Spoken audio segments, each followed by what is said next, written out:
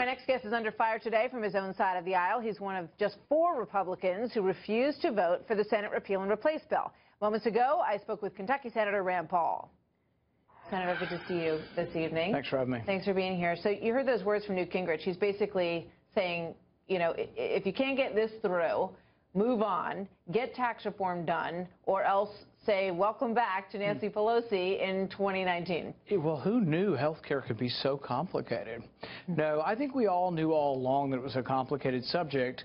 But, you know, the one thing we promised and the one thing that unified us in 4 elections was really that we were for repealing Obamacare. That really brought us together. We won elections because of that. So it disappoints me that when we finally get to repealing Obamacare, it turned into an insurance bailout super fund. I mean, $180 billion to insurance companies that make $15 billion a year in profit. That's not repeal. That's simply a big government boondoggle. But if you don't have enough people who will go along with repeal, people ought to keep their promise. Because they're now saying they can't even do the repeal vote. Yeah, people ought to keep their promise. Today, you know, the Senate leadership announced that we are going to have a vote, and the vote would be on repealing it, the 2015 bill.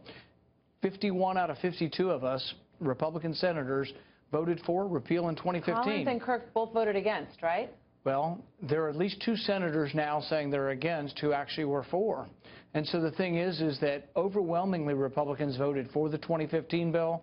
And really, if people are no longer for repeal, they're going to need to go home and explain to their voters why they said they were for repeal and now they're no longer for repeal. All right. But, you know, they're also going to have to explain to the voters why they've got the House and the Senate and they couldn't come to some kind of agreement. And I think a lot of people listen to the arguments that you make, especially when it comes to bailing out the insurance companies. And they understand what you're saying about that. And many think it's a very good point. But now it looks like you're going to have to deal with Democrats on something that is going to probably leave you in the dust on this issue.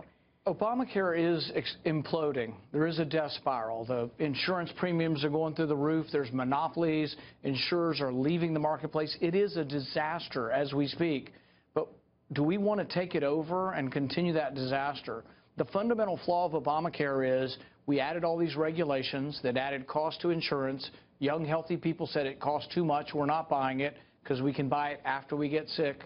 You know what? That all remains. All of those things, the fundamental flaw of Obamacare remains, so the whole death spiral continues. But if you can't get that, I know, but here's the problem. Then you have Obamacare, and Republicans own it because they had an opportunity to fix it and they didn't do it. If you vote for a Republican bill that keeps the death spiral and you simply say, oh, we're going to subsidize it with $180 billion worth of taxpayer money, that's not conservative, that's not Republican, that's not the free market, that's not what we promised.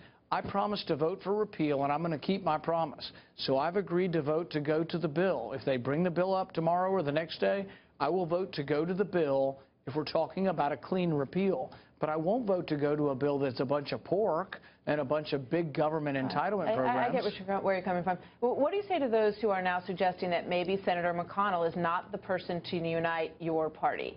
Should it be someone else? I don't think the fault lies with leadership. I think the fault lies with those who promised to repeal and won't now vote to repeal.